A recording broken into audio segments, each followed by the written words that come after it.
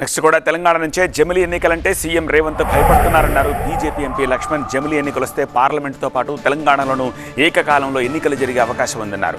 Delimitation, జమిలీ ఎన్నికల ప్రయత్నాలను రేవంత్ అడ్డుకోవాలని చూస్తే తెలంగాణ ప్రజలు క్షమించరన్నారు. దక్షిణాదిపై కేంద్రం వివక్ష చూపలేదు అన్నారు.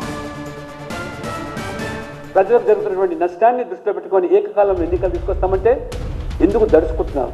రేపు ఈ జమిలీ ఎన్నికలు కనుక వచ్చినట్టయితే పార్లమెంట్తో పాటు తెలంగాణ కూడా ఏకకాలంలో ఎన్నికలు జరిగేదానికి అవకాశం ఉంది. కాబట్టి ఇవాళ మరి ఈ ముఖ్యమంత్రి రేవంత్ రెడ్డి గారు దడుచుకుంటున్నారనేటువంటి భావన సర్వత్రా వ్యక్తమవుతుంది. కాబట్టి నరేంద్ర మోడీ గారు రాజకీయాల కోసం కాదు, రాజకీయ అవసరాల కోసం కాదు, ఇవాళ ప్రజాస్వామ్యానికి నిర్వచనం, ప్రజల ప్రాతినిధ్యం వహించేటువంటి వ్యక్తి ప్రజలకు బాధ్యులుగా ఉండాలి, ప్రజలకు చేరుగా ఉండాలనే ఆలోచనతో ఈ ప్రక్రియలు డీలిమిటేషన్ కానివ్వండి, మహిళల చట్టసభలు కానివ్వండి, లేదా జమిలీ ఎన్నికలు కానీ ఇవన్నీ కూడా ఏకకాలంలో తీసుకొచ్చే ప్రయత్నాలను అడ్డుకునేటువంటి రేవంత్ రెడ్డి గారు తెలంగాణ ప్రజలు మిమ్మల్ని ఏమాత్రం క్షమించారని చెప్పి ఈ సందర్భంగా నేను హెచ్చరిస్తాను.